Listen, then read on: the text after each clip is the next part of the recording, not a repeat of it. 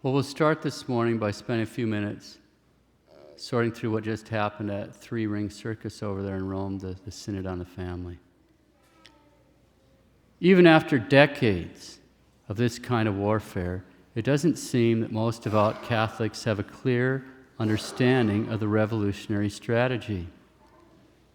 The goal of the revolutionaries is not to actually change the teaching of the Church. That's not actually their goal. They're far too clever for that. In a certain sense, they don't even care, although they're not necessarily going to say that. The way they play the game is that even if the teaching of the Church be stated in ever clearer and even stronger terms, they still win. All they shoot for is results. If they get the results they want, the teaching is a moot point. The modern revolutionaries have principally focused upon loosening the constraints imposed upon mankind, the sixth and ninth commandments. In order to get a proper context for these recent battles, we'll briefly consider their greatest success thus far. In 1963, Pope Paul VI asked the Pontifical Commission on Population, Family, and Birth Rate, it was commonly referred to as the Birth Control Commission, to determine whether or not the use of the birth control pill, which had been recently developed, was that condemned by the teaching of the Church. The Commission delivered its final report to the Pope in June 1966. In this report, they argued that artificial birth control was not intrinsically evil, and the Catholic couples should be allowed to decide for themselves about what methods to use. Even though this report was intended for the eyes of the Pope only, it was leaked to the press in the spring of 1967.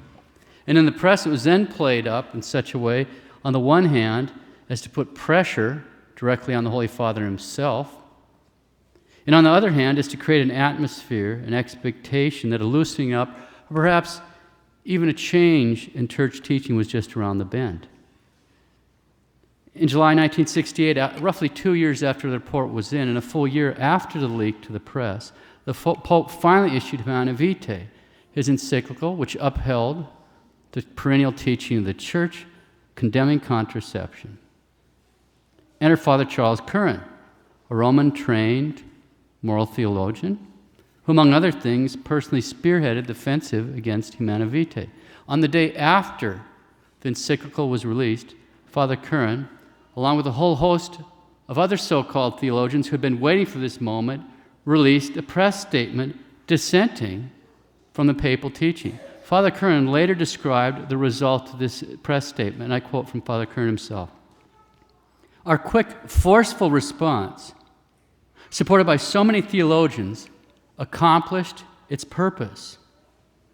The day after the encyclical was promulgated, American Catholics could read in their morning papers about their right to dissent and the fact that Catholics could, in theory and in practice, disagree with the papal teaching and still be loyal Roman Catholics. Close quote, Father Charles Curran. Well, here we are. By the way, he goes to Mass at a parish not far from here. He needs your prayers. Keep him in your prayers. This man needs prayers. Okay, so what happened? Did the teaching of the Church change? No, of course not. It's not going to, and it can't. But in spite of that, the revolutionaries have had a spectacular victory by any way you want to measure it. Remember, their goal is not to change the teaching of the Church. Their goal is to change behaviors, the practice. All they're shooting for is results. A Gallup poll done in May of 2012 gives us some idea of just how successful they've been. 82% of U.S. Catholics say birth control is morally acceptable, close quote. 82% of Catholics dissent from the teaching of the Church. In other words, 82% of the people who claim to be Catholic actually belong to another religion. But we don't need Gallup polls to figure this out. Just visit your average Catholic parish at any Sunday Mass and take a look around at the size of the families. I'd be really surprised if the percentage of priests and bishops were a lot higher than 82%. After all, when's the last time you heard of a bishop or a priest speaking out on contraception?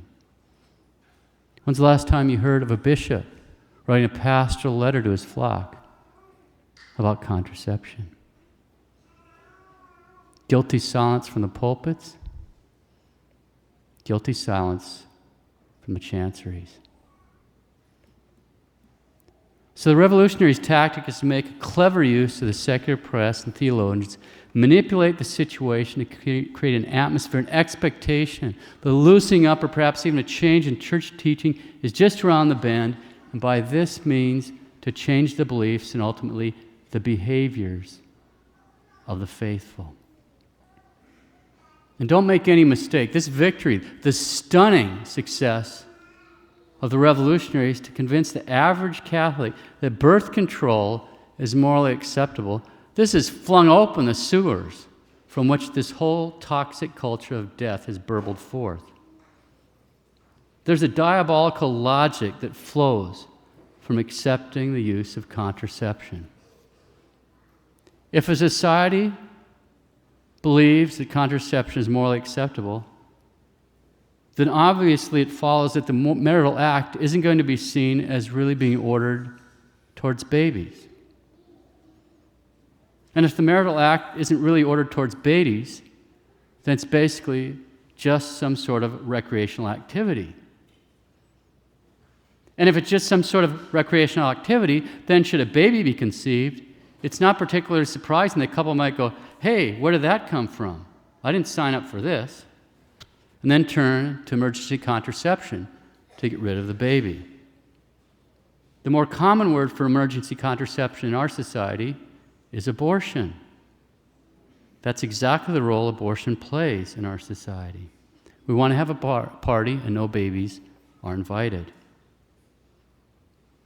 And if this is seen as simply a recreational activity without being ordered towards babies as a finality, well, at that point, there's a lot of possibilities. Anything and everything goes. Married, unmarried, perversions, you name it.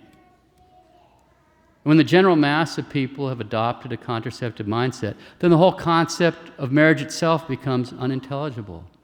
Why shouldn't everyone be able to express themselves in this way with whomever or whatever they choose? It's just a recreational activity. Who are you to judge? Now, what does any of this have to do with a synod? It has everything to do with the synod. Everything.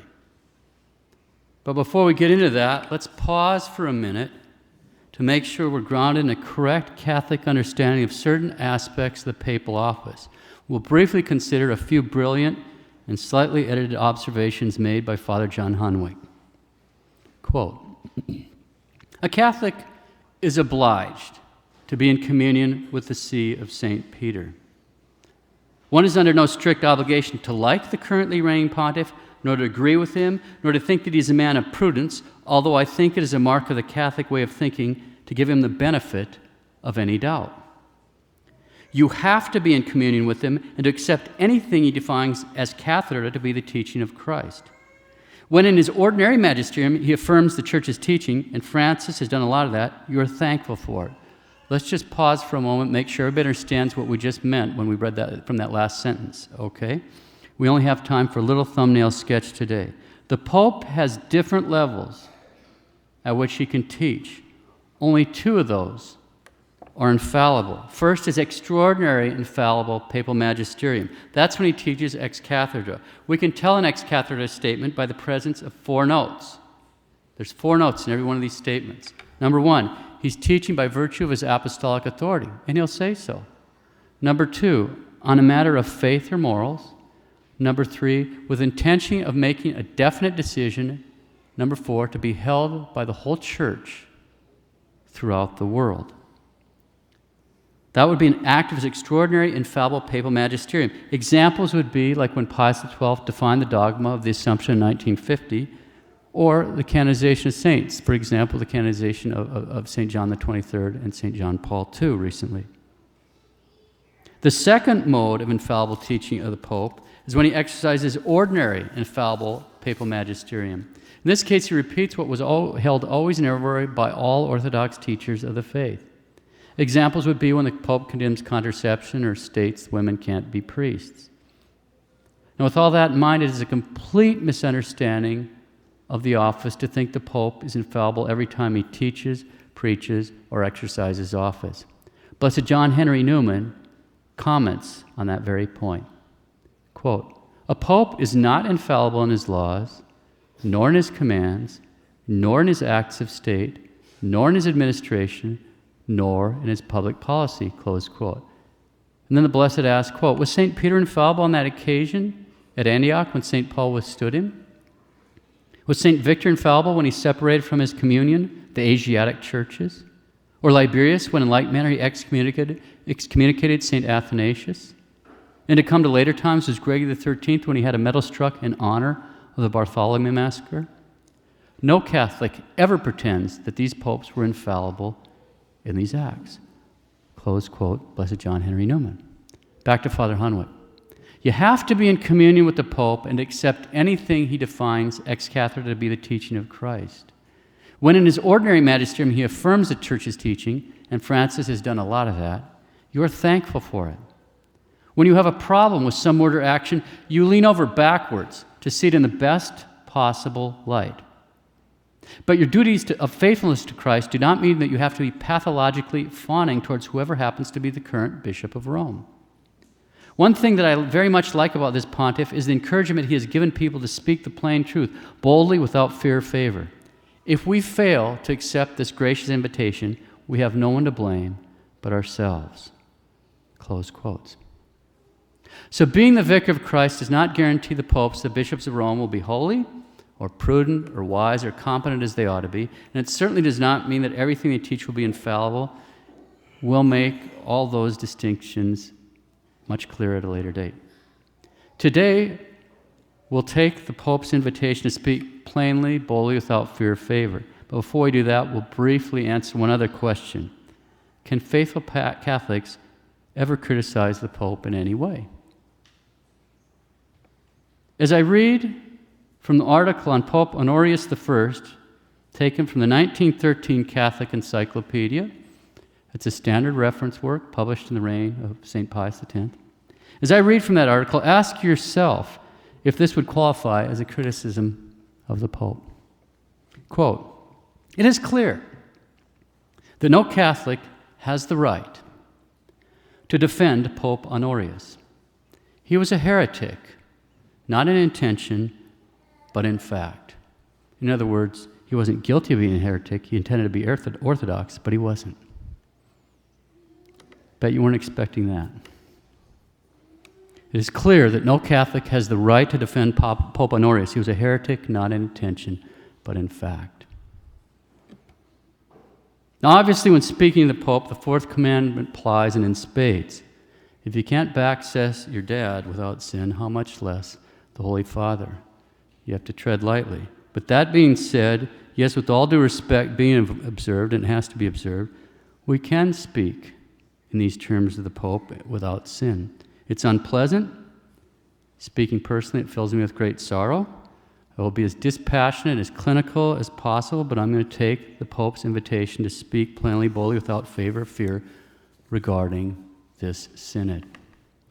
Now, for anyone interested in the gory details, probably the best articles by Sandra Magister. There's a lot of this whack job stuff out there. Don't waste your time with it. You'll confuse yourself or scandalize yourself.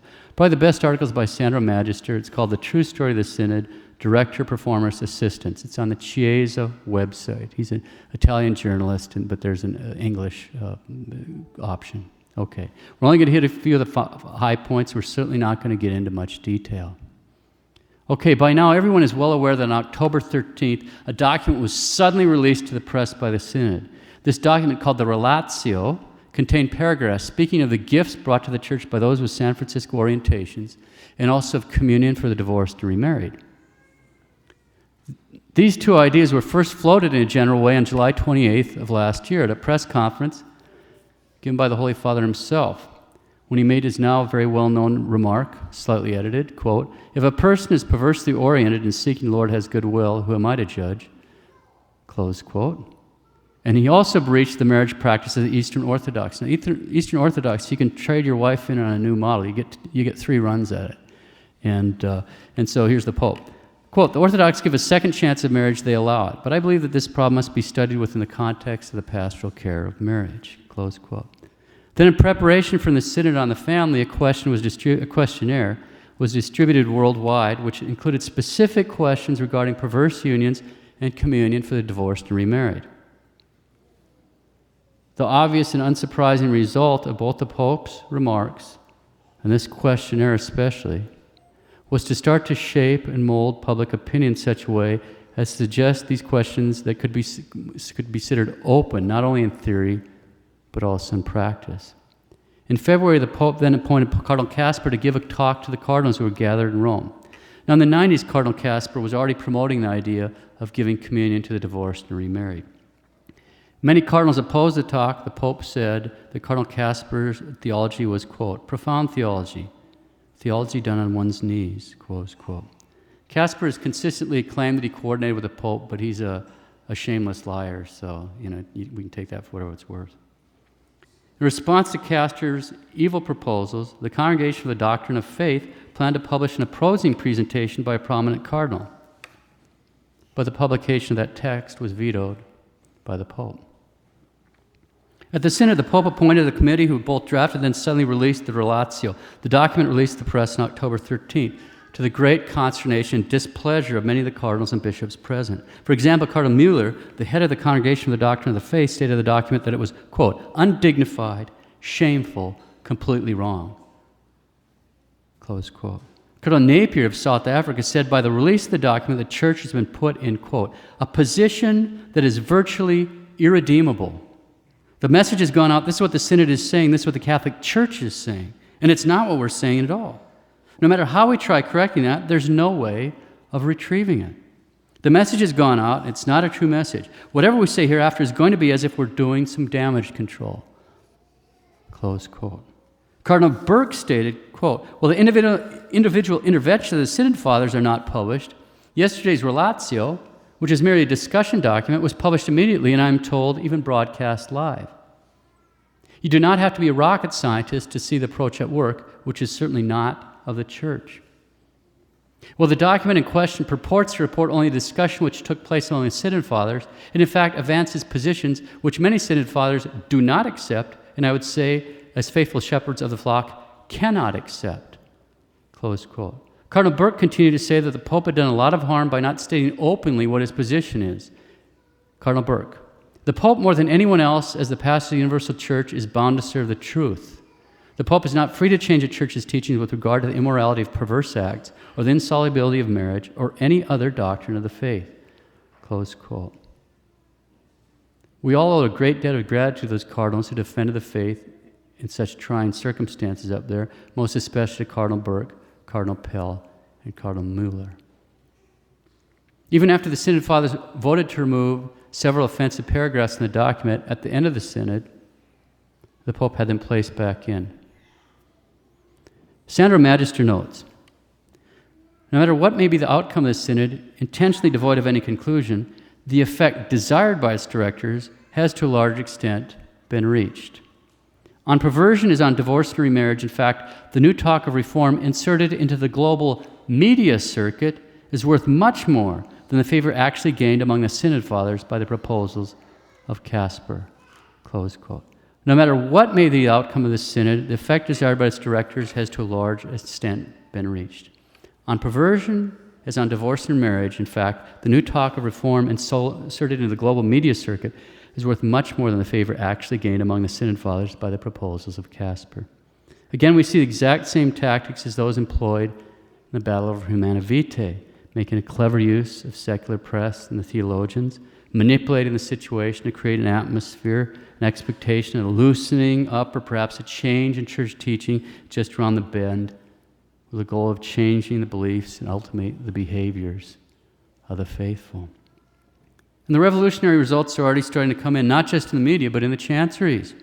I quote, in comments about the Vatican Synod on the Family this week, Martin Curry, the Archbishop of St. John's in Newfoundland, stated, hopefully you can find some accommodation where San Francisco unions are accepted and respected and they can have a part in the church life. Close quote. So here we are. As we all know, the Catholic Church is a mystical body of Christ.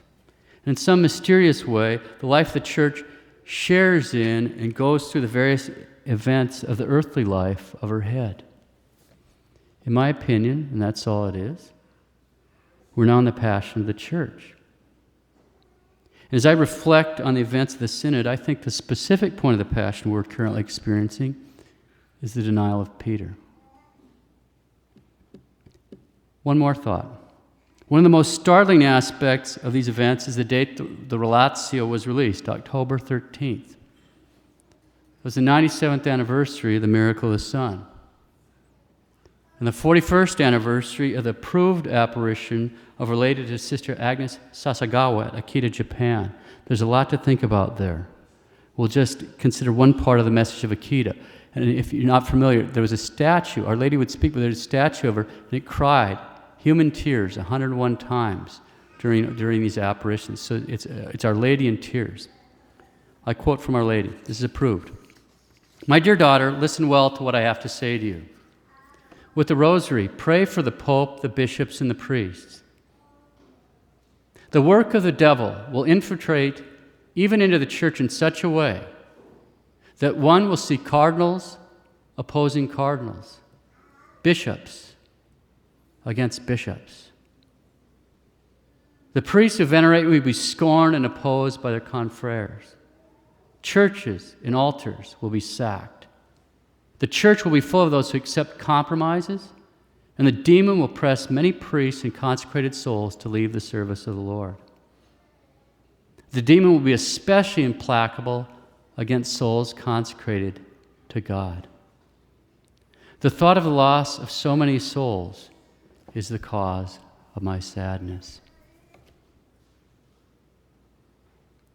With the rosary, pray for the Pope, the bishops, and priests. The work of the devil will infiltrate in the church in such a way that one will see cardinals opposing cardinals, bishops against bishops. The priests who venerate me will be scorned and opposed by other priests. Churches and altars will be sacked. The church will be full of those who accept compromises, and the demon will press many priests and consecrated souls to leave the service of the Lord. Okay, whatever you do, besides praying your rosary, don't let yourself be scandalized. Remember that being scandalized means allowing another's actions or words to lead you into sin. Okay? It's especially important that we don't allow ourselves to be scandalized by anything the leaders in the church do, be it a priest, be it bishops, be it cardinals, or even the Holy Father himself. Because if we allow ourselves to be scandalized by those things, that can easily damage our faith or even cause us to lose our faith. Don't let yourself be scandalized. They can't change anything that is essential to salvation. Things could get pretty rough, but it won't be impossible. Stay on board. We're in a storm. You don't jump off the ship into the waves when you're trying to ride out a storm. Now, before leaving this unpleasant topic, let's reflect on some thoughtful comments we've heard before. They were written by Frank Sheed during the terrible chaos that followed the council. Frank Sheed. In the criticisms uttered by many, there's a failure to see Christ as the whole point. So much in the daily running of the church they find depressing. This priest or that cares for nothing but money. The hierarchy know nothing of the emotional and intellectual problems which are eating away at their people's faith. The Curia is simply a bureaucracy using every trick to hold on to its power. As for the Pope, it all adds up to the institutional church, with so many wondering if their spiritual integrity will permit them to remain in it. But institutional Israel The chosen people, as the prophets show it, was even worse than the harshest critics think the Catholic Church. Yet it never occurred to the holiest of the Jews to leave it. They knew, however evilly the administration behaved, Israel was still the people of God. So with the church. An administration is necessary if the church is to function, but Christ is the whole point of the functioning. We are not baptized into the hierarchy. We do not receive the cardinals sacramentally. We will not spend eternity in the beatific vision of the Pope. St. John Fisher could say in a public sermon, if the Pope won't reform the Curia, God will. A couple of years later, he laid his head on Henry VIII's block for papal supremacy, followed to the same block by St. Thomas More, who had spent his youth under the Borgia Pope, Alexander VI, lived his early manhood under the Medici Pope, Leo X, and died for papal supremacy under Clement VII, as time-serving a pope as Rome had had. Christ is the point. I myself admire the present pope. At that time he's writing, it's Paul VI. But even if I criticize as harshly as some do, even if his successor proved to be as bad as some of those who've gone before, even if I sometimes find the church as I have to live in it a pain in the neck, I should still say that nothing a pope could do or say would make me wish to leave the church, though I might well wish that he would. Israel, through its best periods as through its worst, preserved the truth of God's oneness in a world swarming with gods, and the sense of God's majesty in a world sick with its own pride. So with the church. Under the worst administration, say as bad as John the 12th's 1,000 years ago, we could still learn Christ's truth, still receive his life in the sacraments, still be in union with him to the limit of our willingness. Close quote. In the criticisms uttered by many, there is a failure to see Christ as the whole point. We're not baptized in the hierarchy. We do not receive the cardinals sacramentally. We will not spend eternity in the beatific vision of the Pope. Nothing a pope could do or say would make me wish to leave the church, though I might well wish that he would. Under the worst administration, we could still learn Christ's truth, still receive his life in the sacraments, still be in union with him to the limit of our willingness. Christ is the point. No matter how bad it gets, we can still receive Christ's life in the sacraments. We can still be in union with him to the limit of our willingness. We can still learn Christ's truth. Here we are, immersed in this atmosphere of lies and manipulation in our society, and even to a certain degree in our own beloved church, but we can still learn Christ's truth. Christ our Lord told us that the truth would set us free. Each one of us needs to ask himself, am I open to the truth? No matter how painful it might be to me personally? Do I really want to see the truth? Or am I living in a reality of my own? Pontius Pilate asked, what is truth? With truth looking him right in the eyes. Have I imitated him and closed off my heart and mind to Christ's truth in any way, be it ever so small? In Luke 2:35, the prophet Simeon tells Our Lady that a sword of sorrow will pierce her soul, that out of many hearts, thoughts may be revealed. Each one of us needs to ask himself, if the thoughts of my heart were revealed right now, what would everyone see? Who or what is ruling in my heart? Is it money or possessions? Is it the love of pleasures? Is it a desire for honor, fame, reputation? Is it a desire for power? Is it me? Have I made myself an idol? If the thoughts in my heart were revealed right now, what would everyone see? Who is the king of my heart? If it isn't Christ, the most gentle and loving of kings, if it isn't Christ, then open your heart and invite him in.